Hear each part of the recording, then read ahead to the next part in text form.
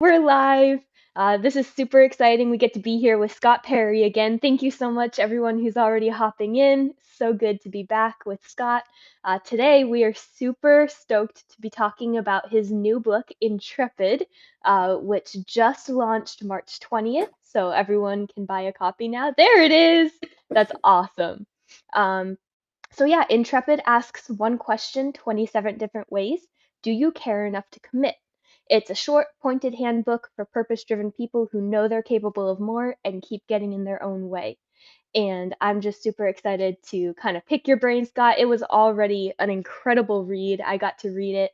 I listened to it. It was only an hour, but it totally changed my mindset and encouraged me that it's actually feasible to make the difference that we want to make. So thank you so much for sharing that. Um, and do you want to like kind of give a quick overview of where this book came from? Oh, sure. Well, first of all, Jalan, it's always great to hang out with you and always pick up a lot of insights and inspiration from our chats. I love what you Thank are you. doing over at, I guess you call it OBA. I've been saying Yeah. OBA, but OBA is so much easier. Um, and I love just one brilliant arc is such a great name, such a great brand, Thank you. because I think of arc always in terms of like the Martin Luther King quote about justice, the arc of history bending towards justice, and the arc of the hero's Yes. journey. Like it's such a great Yes. three letters that are so evocative. Thank you. Intrepid is so the origin story of Intrepid is that I have written several very short what I call handbooks, about 100 pages more or less. Some of them much shorter, a few of them just a little bit longer. But there's two. The first is called Endeavor, and the second is called Onward. And I always imagined that Endeavor and Onward were part of a trilogy. I just never figured out exactly what the third book was going to be. And during the winter months, my wife and I are full time daycare for our two grandsons. They are 8 months and 4 years old. Wow. And so, Fun we times. yeah, 9 days, I'm sorry, 9 hours a day, 5 days a week. We are totally on duty. So I've engineered my business to fit around that lifestyle. But we had 2 weeks of no school because of snow days. My daughter in law is a school teacher, so she had the boys for 2 weeks. And after the second day, I was like, what am I going to do with all this time on my hands? And I literally wrote the book in about 14 days. Intrepid is a word that I've always kind of been infatuated with. It's a word that people like know, but they don't always know exactly what it means. And I was just through a convergence of conversations I had with the circle community at Creative on Purpose, where we explore the art, where the art of living and work that matters kind of collide. Um, I just, it came to me like, do you care enough to commit? That was a coaching question that was coming up over and over and over again.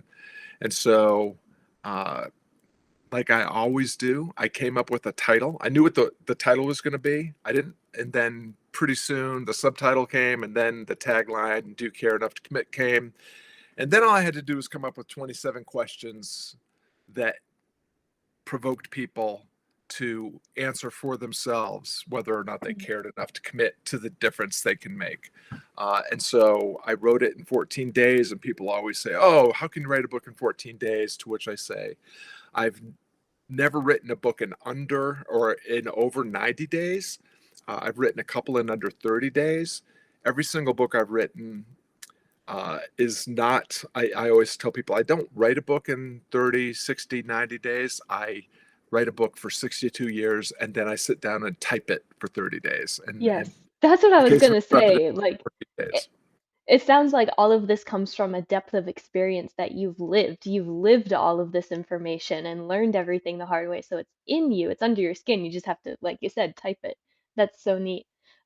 Here at One Brilliant Arc, we often talk about how creatives have to use their voices to tell their stories because Mhm. storytelling can change the world. We talked about that in our last live.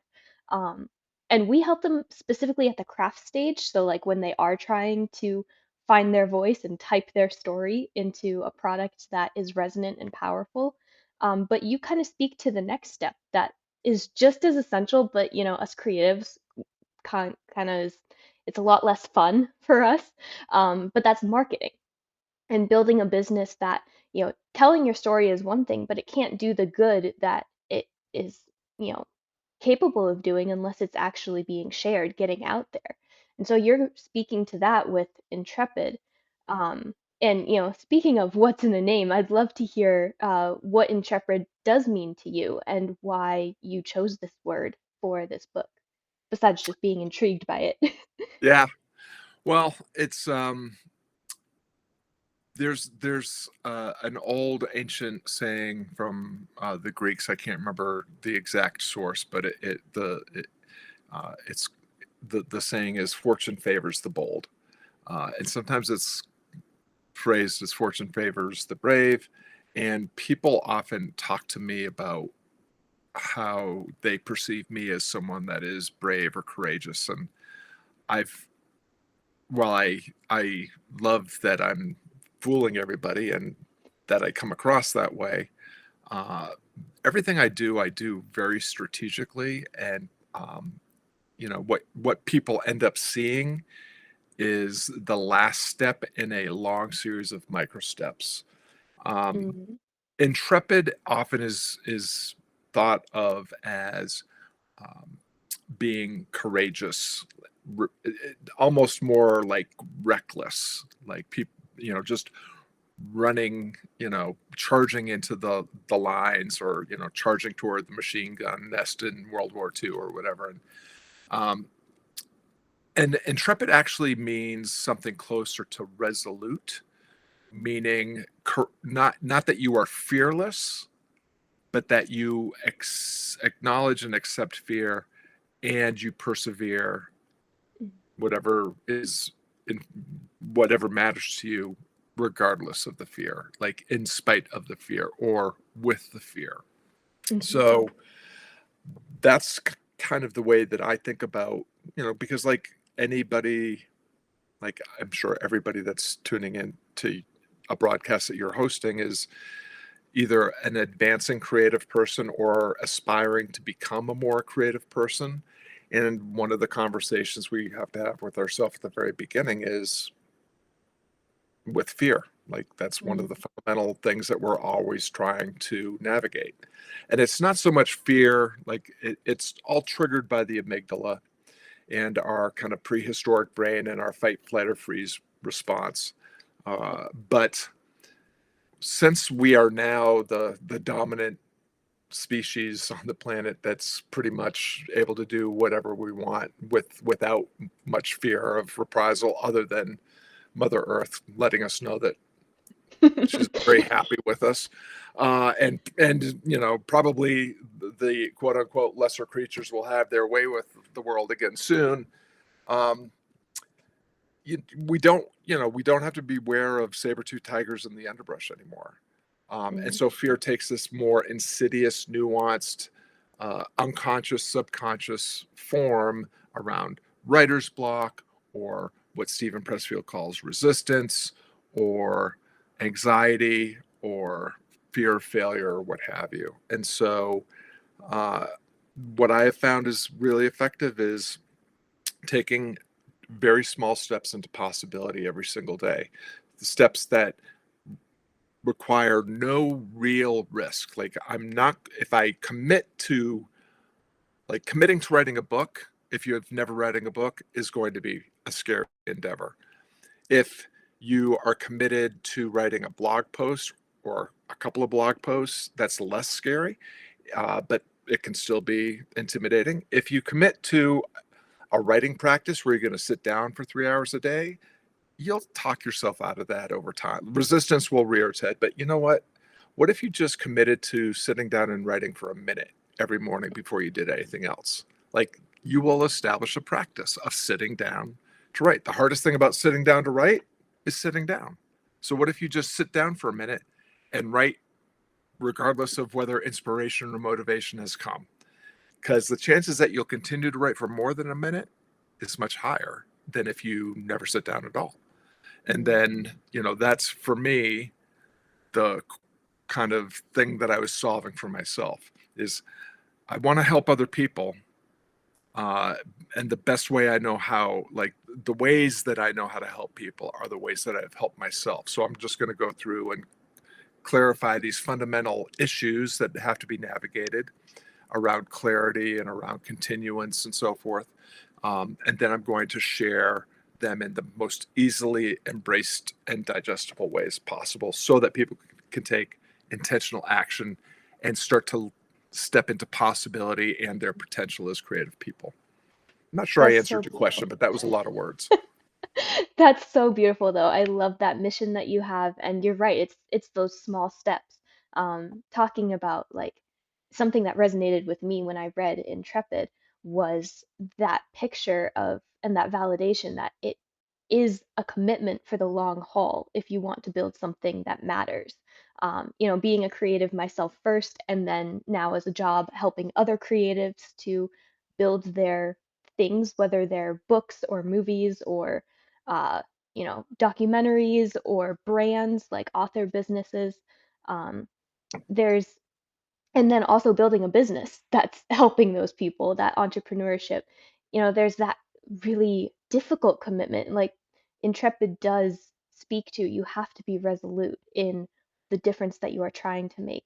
And I really appreciated how in this handbook you talked us through the questions that help us to make that commitment to stick to it for the long haul. Because if you give up, then think of the difference that you could have made, but now you're not. Mhm. I am curious for everyone listening if you want to put in the comments what medium of creativity you are working with.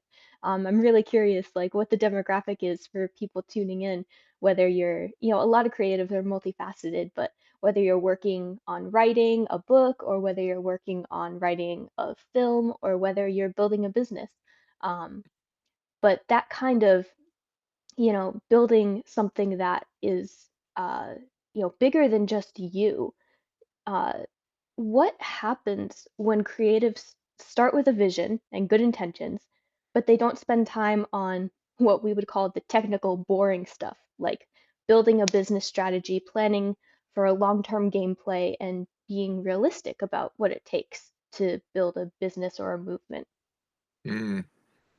Well, I love that you used the word movement. I think that all of the best brands, actually, whether they're solopreneur brands like a lot of the folks that I see in the chat here, Jeff Smith, who has a wonderful Substack around teaching, and Claire Machado, who has a great kind of health hacking Substack. As as independent creators, it is important that we establish a vision, of course. And I would suggest that the vision should be more around lifestyle than the work itself. Because work, whether that work is a business, a solopreneur business, an entrepreneurial business, or a business that you work for, somebody else's business that you work for, work is just a way that we build identity and forge meaning. We do, for better or worse, often attach some of our identity to what we do for a living. For solopreneurs, I think the really important thing is if you're going to go through the effort and the heartbreak of creating your own business, it should the goal should be to fund and fit the life that you want to be living. And it's easy to get caught up in the excitement of I want to do my thing. And then at some point you hit what Seth Godin calls the dip, and we address this in the book. Um, it's going to get hard. And then it comes down to, are you going to persevere or are you going to quit? Well, if you quit after 2 years of trying, just Mhm. because it's not as easy as you thought it would be, you just wasted 2 years of your life. You may have learned a lot of lessons. You may have got some clarity. You may have pivoted or what have you. But if you are clear about what you're aiming for in terms of lifestyle, if you're clear about the person that you want to become, and if you are clear about who you are, what you do or want to do, and where you belong. It doesn't have to be absolute clarity about who you are, what you do, and where you belong. It just has to be clear enough for now. Mhm. It's much easier to, again, take those micro steps and run some experiments. Like before I wrote Intrepid, even though I've got a great audience, I've had people, Onward and Endeavor were both Amazon bestsellers. They continue to sell copies every single month. I always joke that my book sales allow me to take my wife out to dinner every month. Sometimes it's That's McDonald's, awesome, though. sometimes it's a white table, white tablecloth restaurant. But um, that's I'm not going to retire on my book income, but I do have a small, what Seth Godin calls, I have the smallest viable audience. They do want to hear from me. But even still, before I wrote Intrepid, I shared a title, a subtitle, and a promise. Mm, And I went to the people that already know, like, and trust me and said, I'm thinking about writing this. It will help people like you achieve this transformation, this outcome, get this result. Are you interested? mm, And after 10 plus people raised their hand, I actually had 15 people that signed on to be the first to receive the book, with a promise to not just write a blurb for the book, which I put in the foreword, but to also promote the book. mm. Like, now I validated my idea, I validated my audience. Now all I have to do is write the book. And again, if you're speaking from your experience and you have some clarity about who you are, what you do, and where you belong, it's easier to do that in a shorter time frame. Uh, Mm. and, and so that's that's how that all happened for me. And I think it's the same approach talk to anybody who's thinking about writing a book. Like, I get a lot of clients that say, I have to write a book. It's like, okay, why? Well, Mm. because a guru told me I had to write a book. I have to have IP. I have to create content. I have to be able to say that it's a New York Times bestseller and a Washington Post bestseller, and there's this company that will let me buy a bestseller, and it's like, okay, well, that is a way that you can build some authority with strangers, maybe. I mean, I think most people understand that the New York Times bestseller list is a joke and that it's all bought and paid for. Um, what if before you wrote a book, you thought you wrote a blog post and see if 10 people are interested in what you want to talk about? What if you, before you even wrote a blog post, you talked to 10 friends and said, I've got this idea that I want to start to unpack. If I thought of you when I was thinking about this. Would you be interested in seeing my outline or seeing my thesis or my premise or whatever? Like, Mm. that's, those are all things that are doable. My very first book, basically, I wrote 100 blog posts over the course of a year. 30 of them went into chapters that became a book called The Stoic Creative. My first book was literally written blog to book. And most of the blog posts, I used text or voice to text to write them. Mhm. So very low impact on my time and attention, very low resistance, because you might have writer's block, but nobody has speaker's block. I've never met anybody that can't open their mouth and have words tumble out. So it was all very, became easier. It happened faster. And it just gave me something that I could put out into the world when it was good enough and iterate and edit and refine and improve over time. And now I have an asset Yeah. um, that I can share for the rest of time, and repurpose and so forth. So Yeah. that's my take on all that.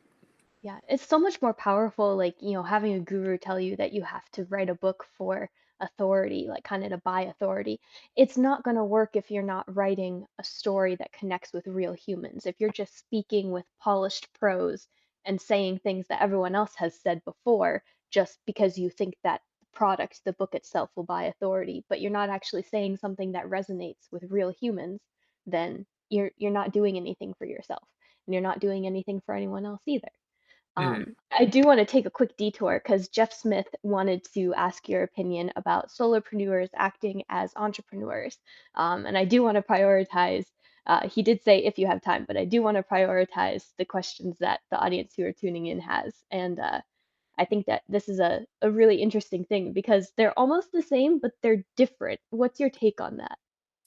Yeah, they are very different. Um, when we talk about solopreneurship, and thank you, Jeff, for the question. So Jeff, just to be transparent, is a client and a member of the Circle community, which is why he's familiar with my rant about this. Um, most people that I would put in a solopreneur category like to think of themselves as entrepreneurs because it's a sexy aspiration. It's, Mhm. entrepreneurs are bold, entrepreneurs are creative, entrepreneurs have lots of energy, lots entrepreneurs create things that are bigger than themselves. Like it all sounds good. Um, Most of the people that I talk to and work with that call themselves entrepreneurs do not have do not have angel funding. Like they don't, Mhm. they are playing with their own bank account, which is usually not very big in terms of Yep. the amount of discretionary income they have to start a business. They have the same 24 hours in a day that we all have, and most of them have a day job and other obligations. So they can't leverage the collective momentum of having a big staff of specialists with, who are writers or content creators or social media ad strategists or fulfillment strategists or customer service, representatives or what have you. Mhm. And most of the people that I talk to that call themselves entrepreneurs but are in fact solopreneurs look at the entrepreneurs on social media and on Substack and say, "Oh, I have to be everywhere all the time, all at once." In order to get reach, in order to grow my list, in order to growth hack, and and so what ends up happening is solopreneurs end up spending 80 to 90% of their time doing things that they never really wanted to do, creating Mhm. content for platforms that don't care a lick about Mhm. them, trying to perform for an algorithm that nobody really truly understands and does not love you because you're not doing what it wants you to do. Yep. uh, Spending time just cranking out offers and cranking out products because they think that's what entrepreneurs do. And I would say no. Like if you are an entrepreneur, you're tapped into the municipal water system of resources. You have a huge reservoir of time, attention, money, and effort because you're leveraging venture capital and you're leveraging the power of collective momentum through partnerships and employees. If you're a solopreneur, you're tapped into a rain barrel that isn't always full to begin with. And you're the hose that you're starting with is old and knotted and holy and kinky, and it doesn't really flow very well to water the garden of your aspirations. Like Mhm. entrepreneurs can just keep dumping resources on the garden. They water the weeds most, and they still bear enough fruit to make it profitable or worthwhile. A solopreneur, when they're watering the weeds, they are choking the very thing that they want to grow. Mhm. So I think it's important to, like, I'm not big on, like, I think there's also an identity trap that comes with, like, I'm a solopreneur or I'm an entrepreneur or I'm an artist or whatever. It's like, yeah, that's part of, like, you're not just what you do, you're actually how you show up in everything that you do. Like, Mhm. I'm Yep. a husband, I'm a father, I'm a grandfather, I am a music teacher, I am a writer, I am a corner man to other aspiring creatives and solopreneurs. I am all these things, and I do all of those things in a single day. But fundamentally, I'm just showing up as the best Scott Perry I can be Mhm. with the goal of engaging with the work and the relationships right in front of me to become a better version of Scott Perry, so I can help you get what closer to what you want, while I pursue becoming who I want to become through the work that I do. And so Mm, if you are a solopreneur, I think if you start with, who am I really? What am I good at? What are my core beliefs and guiding principles? What are my talents and skills? And where are the people who share my values and need my skills in order to enhance their lives? Then you can just show up and do your thing with and for the people that are around, share what you have when you can, and you're going to be fine, because what you're ultimately doing is improving in the areas that matter to you, mm, and you are earning a reputation with other people. Like, the other fundamental flaw in entrepreneurial versus solopreneur thinking is people think that they are their brand, and that mm, they can create a brand and make everybody believe that this is my brand. This is who I am. And your brand is not your logo, and your brand is not even who you think you are or what you think you do. Your mm, brand is what other people think you are mm, and what other people think you do. And so it's not necessarily two separate things. They can intersect and align, but it really helps if you start with the clarity. And we talked about this at the beginning. Like, if you are clear about who you really are, what you're really good at, and where you really belong, and you show up with what you have and do what you can for the people who already are listening, you'll be fine, because your people will mm, find you and they will tell the others. If you're mm, going to go the entrepreneurial route, you're going to spend a lot of time doing a lot of things that you don't want to do, and it still doesn't matter, because everybody is making their own decisions about who you are and what you do, and it probably does not line up mm, with who you really think you are and what you're actually trying to accomplish, because you're not doing enough of that work. You're doing too much yeah, promotion, content generation, algorithm dancing, posturing and posing on social media and so forth. yeah. I hope that answers No, your question, Jeff. I'm so grateful that we got to hear this rant as well, because that really resonated with me that I always just thought of it as entrepreneurs are people who don't have to go through this, the scary thing of building a business on their own because they have a team. But you're right, there's a vast difference in resources and outcome that, for me, even though we have a team of people at One Brilliant Arc, it's very much in the solopreneur camp with what we're working with and how it's going. Um, and just having that validation of like, even though you feel like you have less leverage, you're still doing better work. And so the work that is, fruit that is growing is more effective Mhm. at connecting with people more genuinely because you're telling your real story. You're being authentic and you're not, like you said, posing and performing for an algorithm that doesn't love you back and that doesn't have, it's an algorithm. It's not a real human. You're connecting with a computer program. You're not connecting with a real human. Um, so yeah, I Perfect. really appreciate that. And, Lynette also mentioned, another version of creativity is cooking. She does cooking and writing, and I also agree with her much better than the other Scott Perry you're doing. So, Well, um, we'll comment on that really quickly, you because I think the other Scott Parrish she's talking about is the congressperson from Pennsylvania. I have family in Dillsburg, Pennsylvania. We go there every year for they're in October for their harvest festival and the parade. And at the end of the parade is always the politicians, followed by Santa Claus, which is really disturbing. yeah, Um, and uh, the when he first became a congressperson, uh, I owned the name Scott Perry on Google. If you Google Scott Perry, I showed up. And yep. then he came on the scene and we would compete. And the first year that he was a congressperson and or maybe it was even as he was trying to get elected, he was walking at the back of this parade. And I literally ran up to him and I said, "Scott Perry, I'm Scott Perry." And he said, "You." You just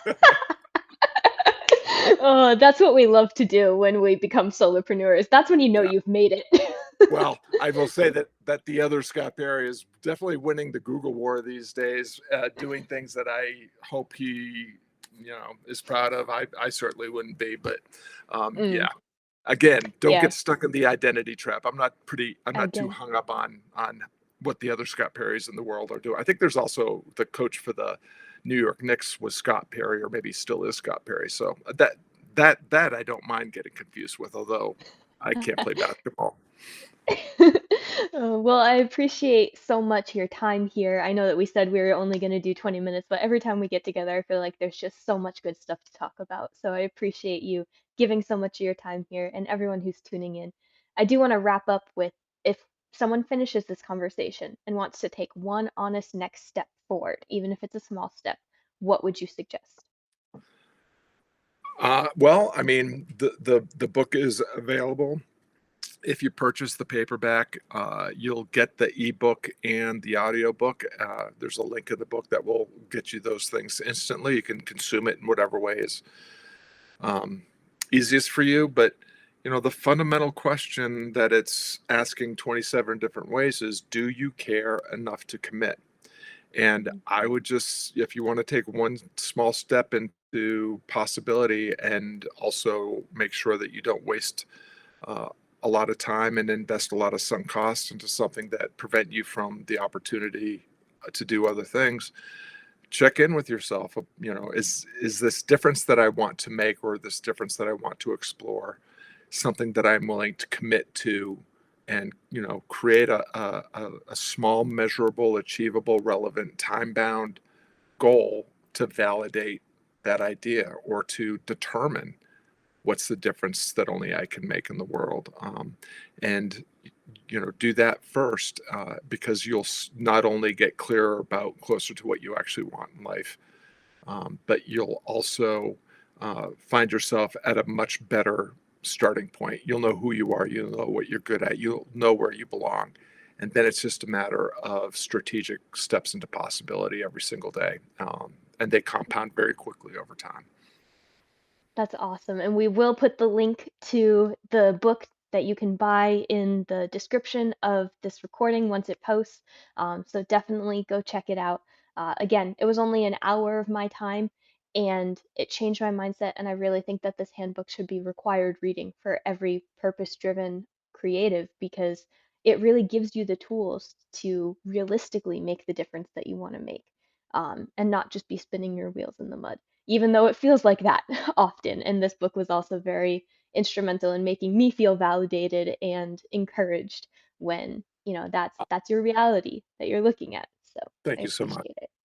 Thank you. And thank you everyone who tuned in. It was so great to have this conversation with all of you and to share this time, share this movement. And we're looking forward to all the creativity that comes next and hearing what you all are building with your purpose. So thank you again, Scott Perry, and we will talk again soon. All right. Thank you, Jalem. Bye, everyone.